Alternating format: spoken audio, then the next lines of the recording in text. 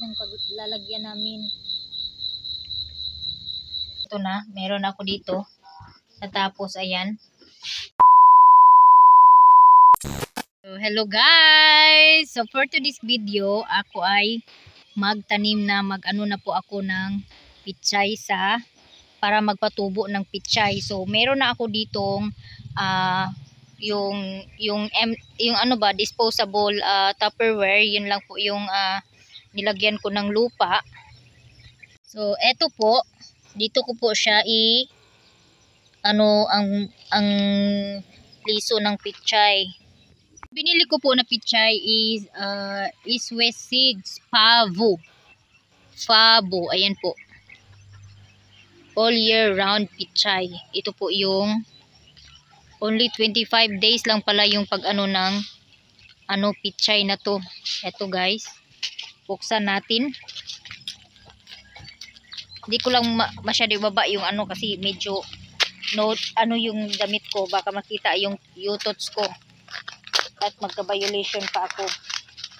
So marami po tong laman. So mabilis lang po guys na itanim pala tong paanuhin yung pichay, no. So yung pichay, marami po siyang liso. Hindi ko alam kung ilang piraso to. Ito whole to. Half siya. Half ang laman nito ay half. So marami siya guys. So kailangan pagkatapos ko magkuha i-sell ko agad para hindi masira, no. Kailangan pa magamit pa sa susunod kasi yan lang naman po yung pagtaniman ko. Kunti lang yung pagtaniman ko, so hindi talaga to maubos. So let's start guys. Yung mga kulay blue na yan po yung pichay. So ngayon tapos na. Yan lang muna yung ilalagay ko kasi marami na yan. Pag nagtumubo yan lahat, marami na yan. So sa ibabaw lagyan natin siya ng lupa. So tabunan natin siya ng lupa. Medyo manipis lang po yung tabo natin ng lupa. Mag-try din ako na direct tanim ko siya kawayan. Subukan natin kung maganda yung tubo niya pag i-direct lang yung tanim. So mag-try ako ng isang kawayan, isang buong kawayan. Isang buong kawayan, mag-try ako na i-direct ko siya sa pagtanim. Oh my god guys, gabi na. So dilig muna ako ng sitaw kasi I'm too busy to edit my video. Charot, madilim na talaga guys. So di makikita ko pa naman yung sitaw, kaya bisbisan ko muna para bukas. Kasi good news, kasi yung sitaw is tawag ito, diniligan ko, siya, tumaas siya, kaya umaga at hapon ko siya didiligan para mas mabilis silang tumaas. So andito na ako sa garden. Eto guys, medyo yung suot ko ngayon. Medyo may pagka kita yung utots ko, kaya hanggang liig lang yung hanggang liig lang yung video ko guys. Pakita ko sa inyo guys ha. Tao ko siya talaga guys, mayroon siyang improvement nung nadiligan siya. Kailangan talaga siya diligan lang siya umaga at saka hapon para mas mabilis silang tumaas. Na kasi ito, mga 2 weeks kasi walang agos ng tubig ba, walang tubig. Kaya hindi ko sila nadiligan. Kasi yung tubig namin sapat lang sa pangangailangan namin. So ayan. Kailangan ko tong lagyan ng stick. Kasi mag-isa lang siya dito. Tabi po. Tabi po. Tapos patayuin ko siya, kabawa. Sila parang natumba. So bukas na naman siya, magdagdag na naman yan ng dahon. Yan. Hindi na talaga guys. Kasi may ginawa pa ako, nag-edit pa ako ng video ko, tapos dami ko pang ginawa.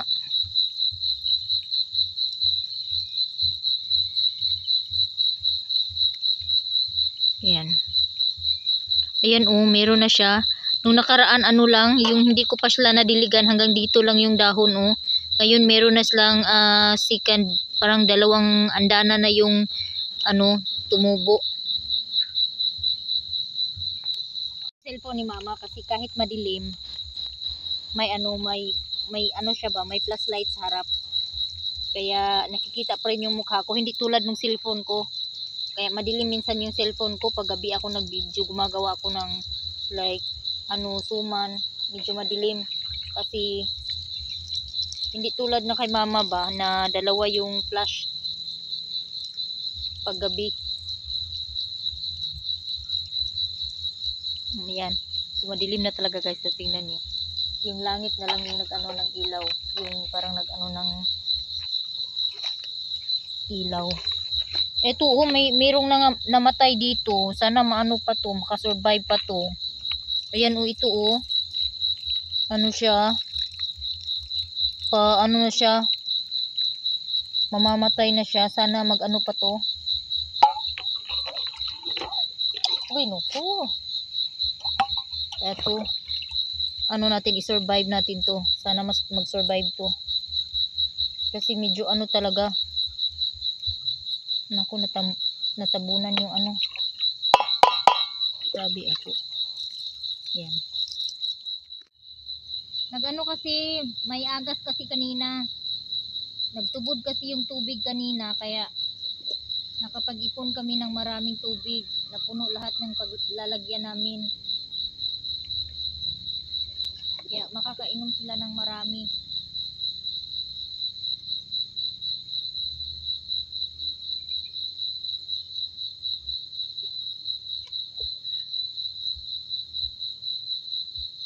Ayan oh.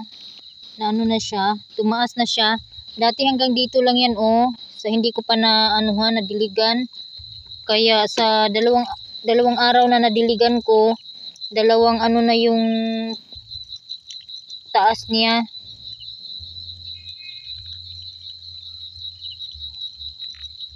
Tingnan niyo oh. Nung hindi ko pa nadiligan to, hanggang dito lang yung dahon niya. Hanggang dyan lang yung dahon niya. Ngayon oh, tumaas na siya oh. Ang bilis niyang tumaas, dalawang araw ko lang siya na ano, nadiligan. Hindi ko na makita yung daan guys. Kailangan ko nang umuwi. Kailangan ko nang umuwi kasi hindi ko na makita yung daan. A few moments later. So, hello guys! Ito na naman si Maninay. Gamit na naman yung kanyang mahiwagang sombrero. So, for tonight. So, ngayon guys, ngayon ang video ko ay gawa ako ng ice candy. So, i-try kong gumawa ng ice candy na kalabasa flavor. So, of course, meron tayong white sugar and condensed milk with Alaska evaporated creamier. Yan po yung gagamitin ko. So, una kong gagawin ay anuhin ko muna yung kalabasa. Itong kalabasa, i-prepare ko muna itong kalabasa. Ano siya, dugmukon. So, eto guys, gamit tayo ng gloves kasi mag-ano pa tayo. Lataon sa nako ning kalabasa, no? So, gagamit ako nito para pang dugmok o kalabasa. I-try ko gumawa ng tawag nito, pages na ice candy. Kasi mas ano to eh, mas maganda to sa mga bata. Kasi gulay siya. 'Di ba? Kung yung mga bata niyo ay hindi kumakain ng gulay, subukan nating gawin na like ganito, ice candy. Kasi mahilig yung mga bata sa ice candy. Baka sakaling dito sa ice candy, kakain sila ng gulay. Kasi matamis yung kalabasa, no? Nilagang kalabasa, matamis po siya, guys.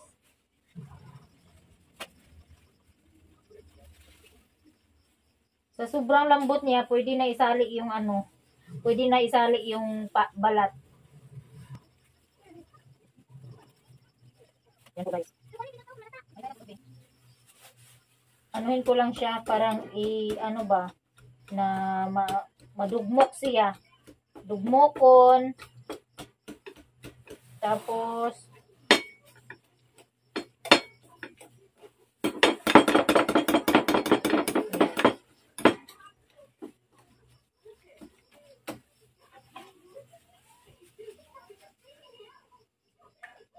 sabawan natin ng konti.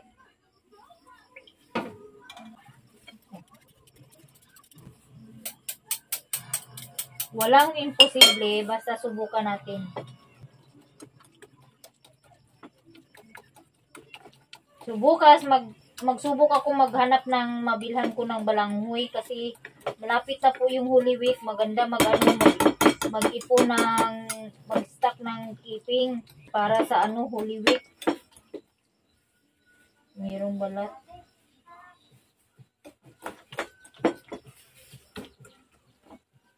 Maganda sana kung may blender kasi wala akong blender kaya may balat siya. So eto guys, saka natin i-mix. So sapat na ito para i-mix.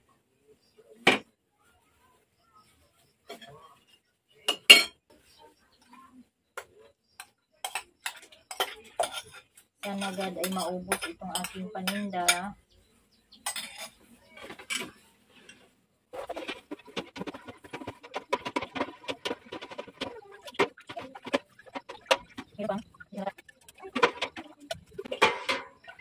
Kasi nung nagtinda ako ng ice candy na buko, meron din nagtinda ng ice candy buko. Tapos, sabi ko dun sa may bumili, sabi ko, samahan mo ng bumili ka rin ng ice candy. Sabi niya, okay. Nung na, hindi dun sa, ako yung nag-sell stock, hindi dun sa akin kasi may ice candy din pala yung katabi ko. Kaya, ayun, sa iba nagbili. Kaya gawa tayo ng ibang flavor. Ayan. Tapos na yan. Tapos, next ay, mix natin yung gatas. Hindi ko pa pala ito nabuksan. Buksan ko muna ito guys.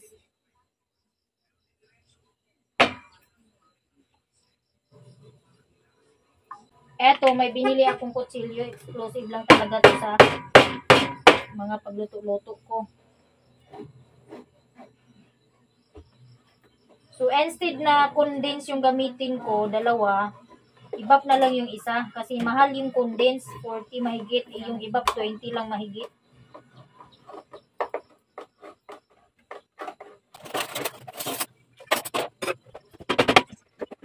Biyahe mo yan? Dito po si Lixan guys. Kauwi na.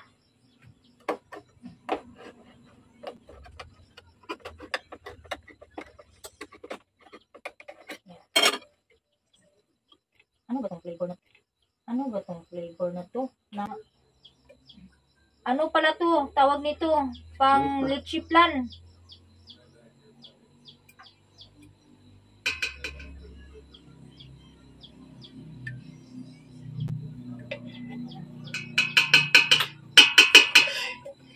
Baby.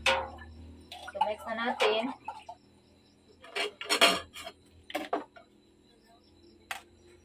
Pang lychee plan para siya na condense.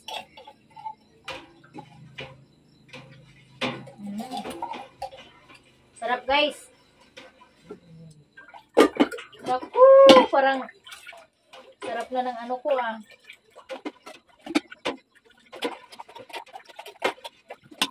Parang may pa balat pa akong nakikita. Ayan nga. Ayan po.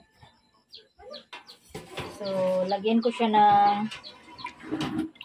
natin ng white sugar. Parang so yummy. Tapos, tikman ko yung tamis. Baka mas masyadong guys, yung itsura ng mayroong mga maliliit na balat. Pero okay lang yan. Balat, malinis naman yan. So, yan po yung aking ice candy for today.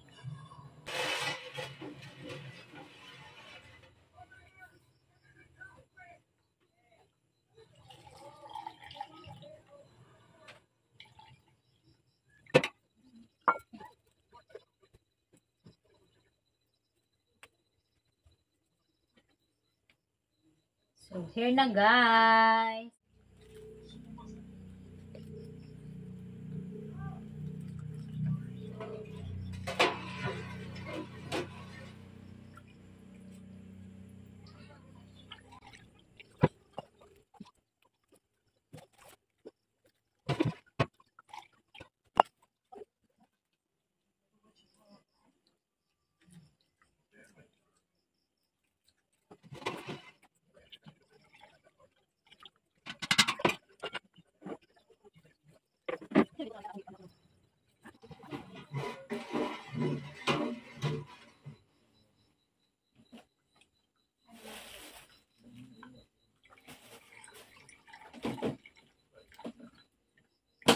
Asa na yung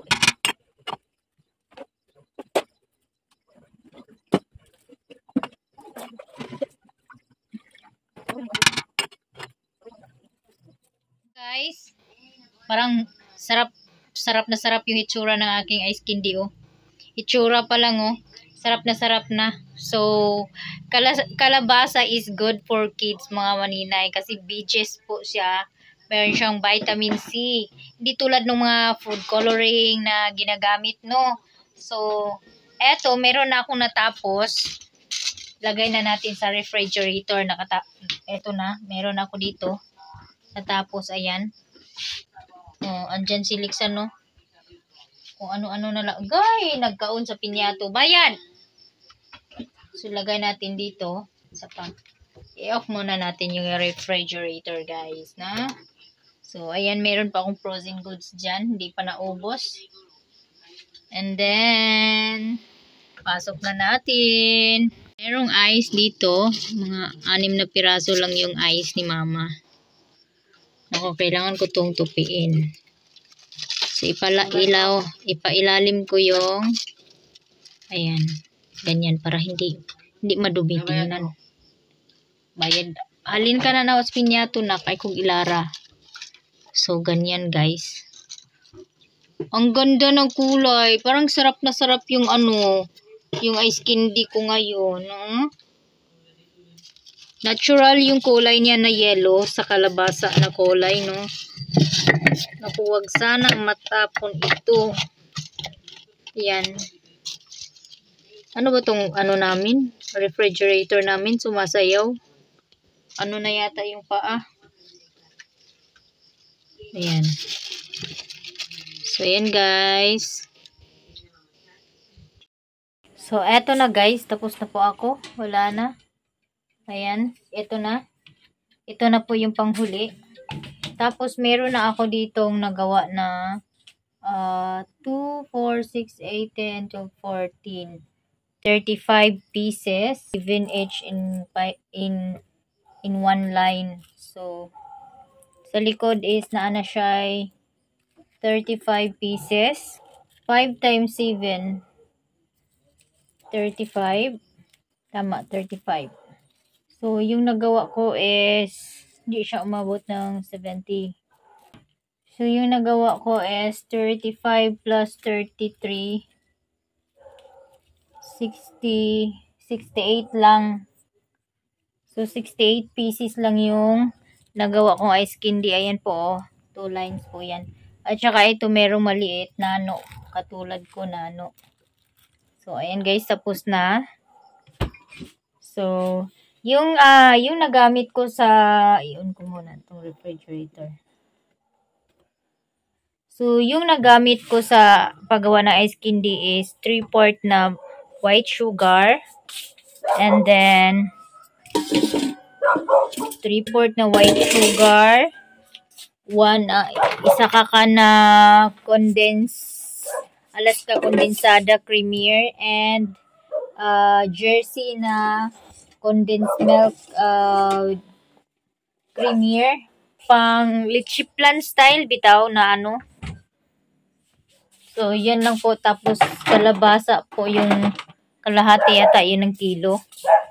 Yun po lahat ng nagamit ko sa paggawa ng ice candy. Kaya sana po ay maubos lahat.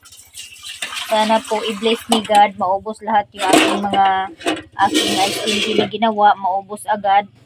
para makagawa na naman ako ng panibago. And thank you sa lahat ng aking mga supporters na hindi ako iniwan, na laging nakasubaybay sa aking channel. Maraming salamat, syempre. And lagi tayong magpasalamat sa mga bagay-bagay na nare-receive natin araw-araw. Maganda man o hindi, magpapasalamat pa rin tayo na binigyan tayo ni God ng mga pagsubok, kasi kung hindi tayo binigyan ni God ng pasubok, hindi tayo matututo guys na lumaban, di ba? Kaya we are blessed na nakakatano din tayo ng mga pagsubok, kasi natututo na lumaban para sa hirap ng buhay, lumaban para sa kinabukasan ng mga anak natin. Kaya thank you sa lahat-lahat ng aking mga subscribers na hindi ako iniwan. Kaya dahil tapos na po ako ma-skin day, so hanggang dito na lang aking video guys. Maraming salamat sa lahat ng mga nanonood. At sa mga hindi pa nakapag-subscribe sa aking YouTube channel, please palove nyo naman si Inday Vlog. Pa-subscribe and like, share, and comment to my video. So, sana po ay hindi din ma-skip yung ads ng aking video. Thank you so much. Hanggang sa muli, God bless us all and more blessings to us. Hanggang sa muli.